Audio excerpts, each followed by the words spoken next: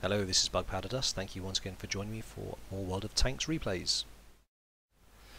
Okay, so firstly I'd like to apologise just for the fact that I've not been bringing out many of these videos recently. I've had quite a lot on my hands with real life. It's been taking up a lot of my spare time, but I think that's behind me now, so I should be bringing out more videos in the very near future. So I'd like to thank everybody also who's sent me in their replays. I'd like to have featured all of them, but I just don't have the time, to be honest, or the resources. But I have looked at them all pretty much so far, and I've picked out the ones that really do stand out to me. And we're going to see two today. One is from as far away ago as 0.88. That's a replay from a guy whose name I can't pronounce properly, so I'm going to call him Cool, in an SU-100M1. And the other one is in a tank, which is the WZ-120, and that's from Topchaz. Both games are really exciting in their own way, and regarding the WZ-120 game, you'll see what can be done with a tank that's not completely unlocked. So stock doesn't always have to be bad. So without further ado, we're going to get going with the Topchaz WZ-120 game, so I hope you enjoy it. Okay, so for our first replay we have Topchaz. He's in a platoon with a T-54. He's in a WZ-120. This is a 0.8.10 replay, so you'll notice that the chat is actually bugged on replays. You'll notice that some of the chat comments will appear twice. So the map is Tundra. He's in a WZ-120 with a stock engine, he tells me, and tracks as well. So it just goes to show you that not all tanks are absolutely terrible with stock equipment. He also has the 100mm gun, which enables him to fire faster. I don't admit to knowing a lot about the WZ-120, as I've not got that far myself yet. But this game on Tundra turns out to be really quite tense, so stay tuned basically. Getting some good solid medium work in here. It's always interesting watching two mediums or three mediums in a platoon work together, because they can really turn the course of a game, or even carry a game completely. So they're just taking it easy. They've seen this T-54 here. They're also aware of there's some tanks in the kind of H3, H4 area, or J4 as it turns out. So they don't want to expose themselves too early by rushing across and going into the bottom left-hand corner of the map, which is the graveyard of many tanks. There is no RT on the game, which means it's a little bit more fluid than it would be normally. So the game starts off a little bit slowly. His teammate is going off around a corner there, and as there's nothing happening over here, he's going to push down as well. There's an AT-15 there which has a sight to him. Now he's considering pushing out completely, getting around to the back of this T-54, but the AT is going to stop that from happening. So he needs to deal with this guy first. Goes for his tracks, but he hasn't zoomed in properly because he didn't have the time. Clutches the shot, and unfortunately goes low and misses. So he's looking around, seeing where the T-54 is looking. Can take the shot, but he gets finished by the T-44, which is fine. Checking around, no one's getting shots on him, so let's push on the AT-15, who's waiting for him to come around the corner. So he goes for a bit of a side scrape.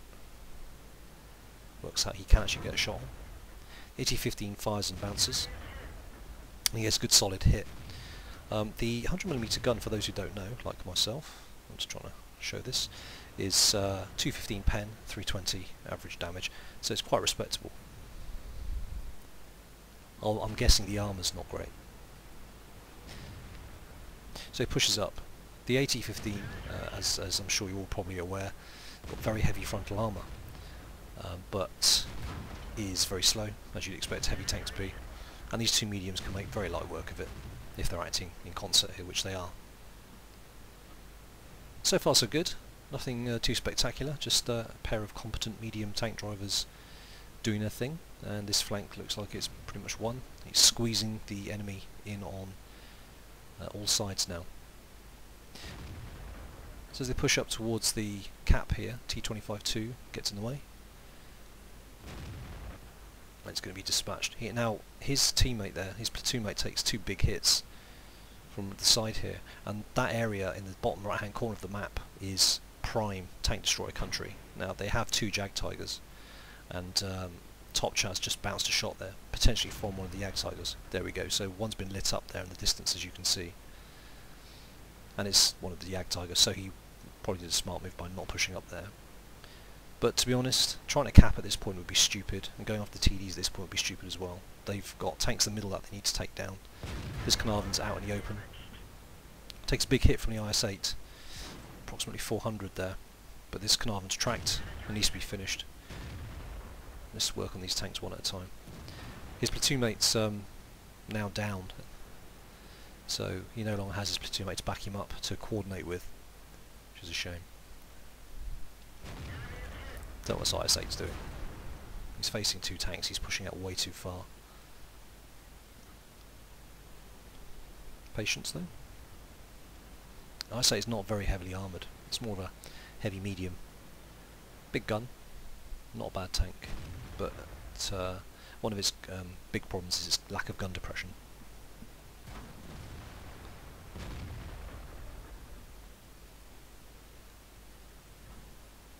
Can't really get a shot on at this point, he's got to wait for the IS-8 to push out a bit further. Fortunately I think he rushes a shot, hits him in the turret, which is never going to go through. So let's get the reload in, try again.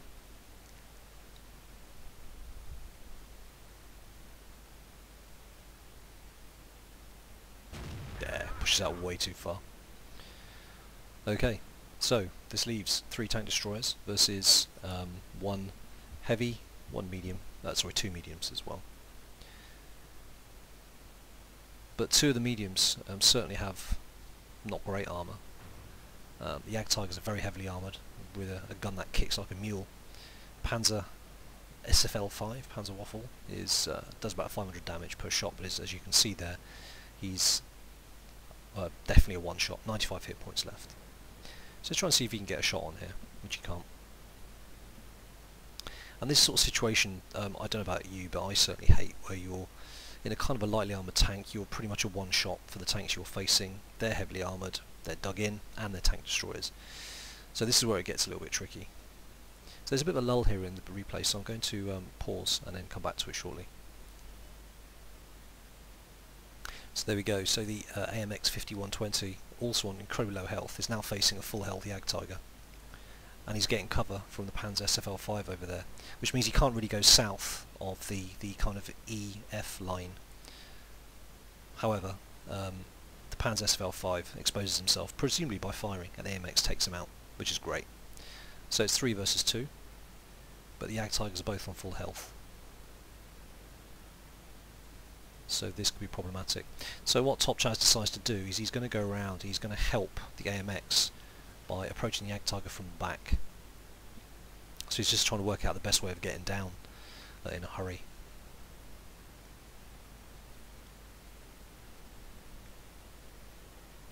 So goes over the bridge.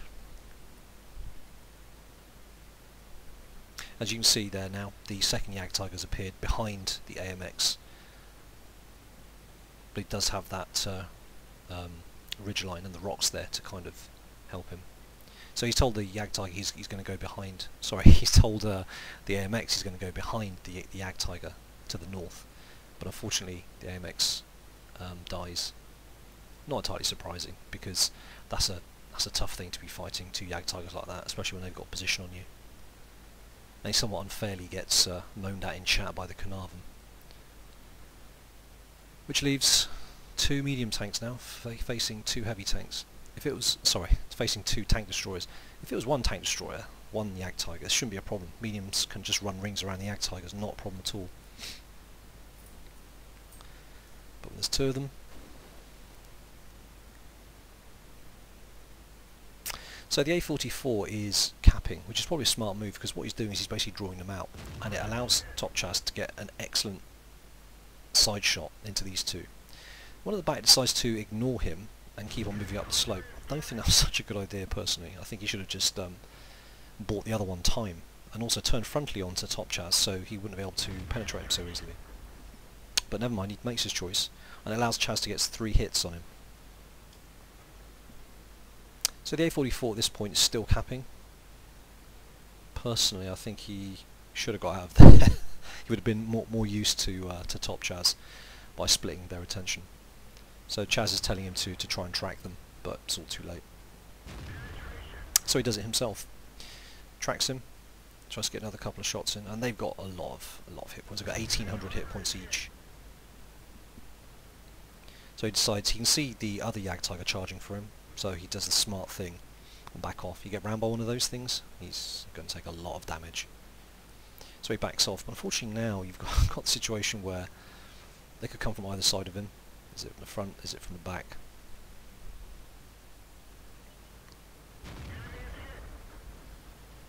And he gets really lucky there. Not to feel the ram, but also to get the shot bounced. So the other guy shoots, and his tracks eat it. He very quickly repairs his track and takes down that one. So now he has a fighting chance. But it's really tricky. He can't go up the slope any further. He has to use the wreck. Fortunately, the Jagdtiger's gun traverse isn't very good, so his aiming circle is going to be as wide as you like. So he fires. As soon as he fires, he needs to get a reload first, sorry. And what he's waiting here for is to try and trick the Jagdtiger into firing at him. As soon as he does that, he can get out and round. Jagdtiger reload, I think, is approximately 10 to 12 seconds, if memory serves. As soon as he does that, he can go round and start circling him. Now there's only one Jagdtiger, that shouldn't be a problem. But it's still really tense. One mistake and he dies. He's looking to see if he can get a shot on the top of the Jagdtiger, but he can't.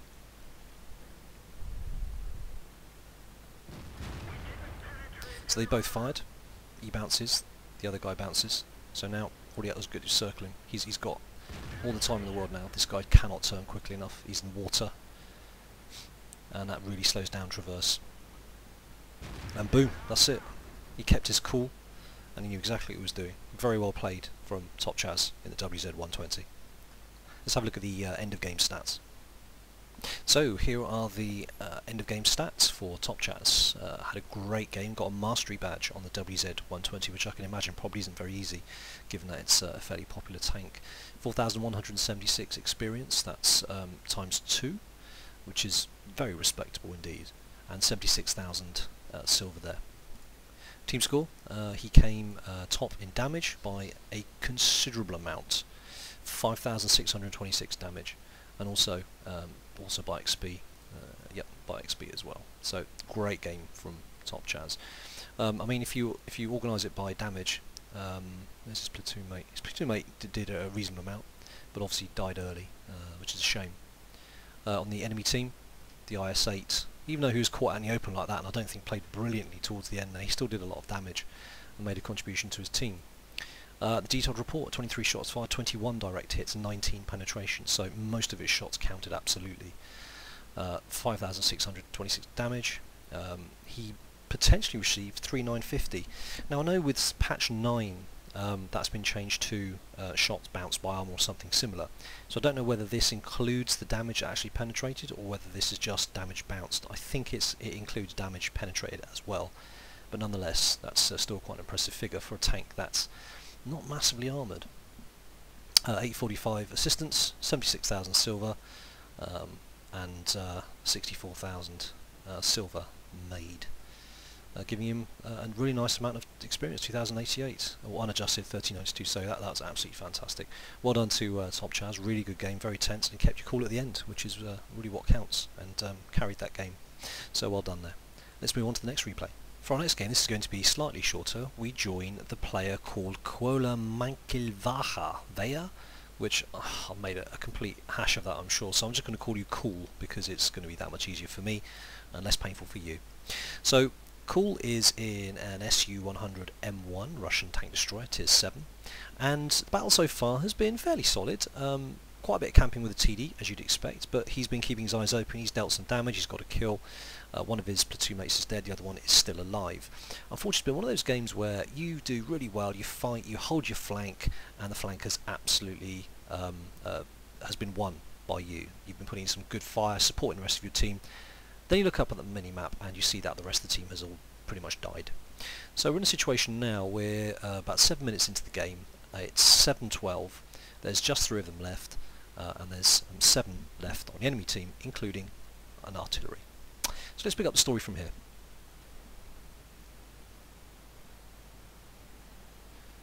So he's in a position where he's going to be flanked on both sides by 2 enemy tank destroyers, both in front and to his right. So I'm going to flick back into his mode. This is a replay from 0.8.8, which is why you're not seeing any icons at the bottom of the screen in terms of modules and shells, etc. So it's quite an old replay. I wanted to get to through the old ones first if I could, try and pick out some gems. So absolutely surrounded. He's got an E25 here. I'm just going to chase down because he's very low on health. 134 health, goes for the ram, takes off about half, finishes him off. The gun on the SU-100 does a very pleasing amount of damage, decent amount of reload, long time to aim, but you can't have everything your way. So it's 2 taken down, brilliant. Unfortunately he's now the last one left, so it's him versus 4, one of which is an SU-152, which invariably is loaded with the derp gun, which does huge amounts of damage to lightly armoured targets. So let's see how this goes. Then the other one, one of the other tanks is a KV-1S, we all know what they can do, and a T-34-85. So using his speed, what he does, he's decided that he needs to get on the other side of the tracks, but he's got to deal with this guy first. So he goes in, takes the risk, the T-34-85 bounces off him, that's brave. And you see he's got 2 tanks behind him, so what he's going to do is he's going to get over the tracks, absorbs a shot from the KV-1S there, really lucky, decides to get over this little ridge line and get into a much better position where he can defend the cap and also put some hurt out as well. So he's quickly pushing, a shot impacts behind him, misses. SU-152 also shoots and misses. Now he's in a much better position. He's used his speed to get the hell out. So he's considering his alternatives here. He really needs to get back. Artie misses just. He needs to get back and basically defend the cap, because that's obviously where they're going to go eventually. And also he needs to be in a position where he can put some hurt on them without getting any hurt in return. Now, I've never played the SU-100M1, but I'm assuming that its gun depression, by the looks of it, isn't very good. So he can't use the contours of the land probably as well as he'd like. So he's going to go in the bush here, which gives him some partial camo, at least until he fires on anything that comes around this corner, and waits. This is the most likely spot that they're going to come from. There we go, SU-100. Not SU-100, KV-1S even. So he goes in. KV-1S, you'll notice, didn't have the big gun. I think he probably realised that and went in for a second shot. He took the risk because it didn't have the muzzle brake on it, which gives away the fact it's the 400 damage gun. So that's fine. He killed the KV-1S. Now what he's doing is he's relocating. A, because he doesn't want artillery to be scoped in on him when he next is spotted, but also to keep them guessing. When you have a fast tank, you've got to use element of surprise, because fast tanks normally mean light armour. So he's moved. Now either the SU-152 is ignoring the fact that he's there, or he wasn't spotted when he spotted the SU-152. Either way, gets a nice shot on the side of the SU-152, fires clutch, but RNG was on his side. Can't get the gun down, gets the gun down, takes off his backtrack, he repairs, keeps turning. Now this is superb, poetry in motion, watch this. 2 tank destroyers, both fixed guns. Gets a shot in, moves around the back, artillery misses. That artillery player, yeah, he's taking a risk of hitting his own guy. Another shot, bang. Absolutely textbook. Really, really good play by Kuol there. Very good job. So it's just him versus an Artie. And this should be child's play. I'm just going to skip forward.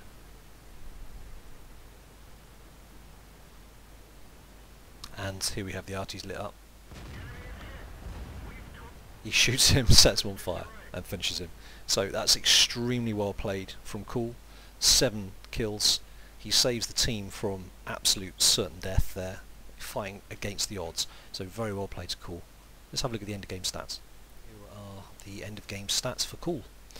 Yeah, Mastery Badge, not entirely surprising. 4,266 experience, or 2,844 unadjusted, which is really good. He also got a whole raft of medals, crucial contribution.